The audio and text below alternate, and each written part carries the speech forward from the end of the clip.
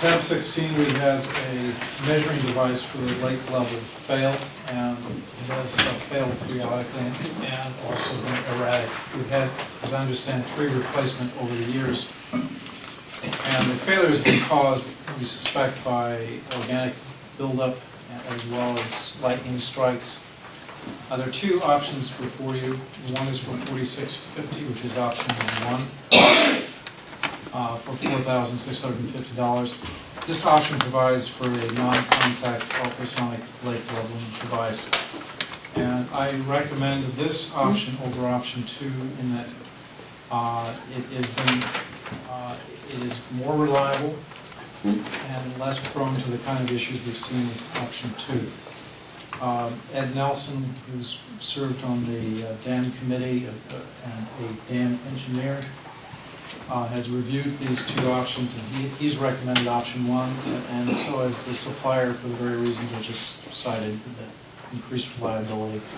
And we've gone to some considerable cost over the last 3 years replacing the submersible lake pressure sensor is shown on in 2. The recommendation for you is to approve option 1 with a not to exceed cost of $4,650. I think there's something lacking in this write-up, and by that I mean background, context. What is the purpose of this device? What is the impact of not repairing the one that's out there right now? I don't know that. It is a lake leveling measuring device. I can look out my window and see the level of the lake. It's there. I mean, what purpose is served by this thing? What is the impact if we don't have it? You need to know your lake levels. Why? For what purpose? Because that is the principal trigger for establishing a dam emergency situation. Dam emergencies are defined by lake levels reaching a certain point, and then the next level of emergency is at a higher lake level. And it's part of your alarm system. It will trigger alarms when it exceeds a certain preset stage. It will radio in the lake level to the SCADA system, and when you reach an alarm point, the SCADA system makes a phone call to Ray and says, we have an emergency situation. In the middle of the night, when you can't see the lake level. Just one more point of education. This was a system, this is part of the SCADA system that measures gasometers and the lake level and rainfall. And it all is collected in a computer that sits in Ray's office. And as I said, that system has trigger levels on each one of the measurements. It takes 8, 9, 10 measurements. And anytime any one of those measurements rises above the trigger level, it sets an alarm off and calls Ray, and then if Ray doesn't answer the phone, it calls me. This is a system that was put in at the demand of the Dam Safety Board in order to properly instrument our dam and be sure that we would know when an emergency situation was occurring and could respond to it instantaneously. I don't think it's optional. This was one of the conditions for maintaining our conditional permit on running the dam. The only question I think here is, how do we replace it, not whether we replace it. Can somebody describe to me where this is going to be put that would not be vandalized? Let's start with where is it going to be put exactly. It says at the lake level near the dam. Near the spillway. Near the spillway. At water level? Yes, it'll have to be in water level. No. Or not. We'll be on the edge of It's at least 6 feet above the water level.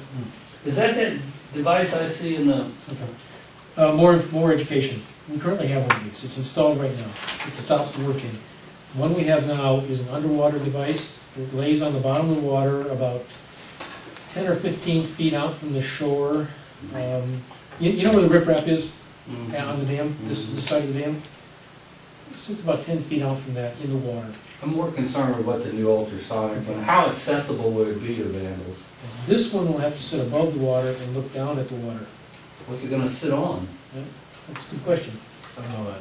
We have to put in a post out in the water. As just explained to me, it would be on the water's edge. Can't think of a more vulnerable place. That's what I'm getting Well, at. so is the rest of the equipment. You have Oh, you're right, you're absolutely right. There's a determined way, and there's You're a right. way to do. You're right. The submersible one is, Yeah, but I'm talking about the piezometers. The solar panels. So I'm picturing a 6-foot-high post right on the edge of the water with a gizmo on top of it. I think that's the way, 6 feet tall, which would get it out of most people's reach, a lot of people. Did you say it's close to the spillway? yeah. Gotta be close to the spillway. So like you can't really hit it with a boat close to the spillway? No. No, it's too shallow, and they're boating. Just for my education, what is that gizmo in the spillway at the top of the culvert? Sticks down at the top of the culvert? I always thought it was like if the water got that high, it would trip it or something. There's a culvert that runs through the culvert. A what? There's conduit that runs through, Yeah. and that's for the lake, the submersible. I understand that. Yeah, there's electrical conduit that runs through one of the culverts that carries the wire through this very device I'm talking There's about. a gizmo at the top of one of the culverts, that's okay. Okay, you answered my question. 6-foot-high post at the edge of the water. Could it be put out in the water so people have to get their feet wet to walk through it? Like 4 or 5 feet from shore maybe or something?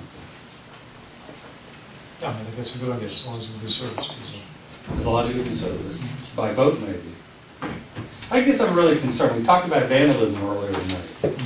And we're gonna spend $5 grand on this thing, and it appears like it's gonna be a rather obvious little gizmo, and I totally agree. I'm surprised we haven't had more vandalism on the piezometers and the solar cells down there, and I'm not knock on almost wood, but, that's my biggest It's in a concern. very exposed area, very Yeah. visible, so I think that will help. Okay. That's my concern. Chief?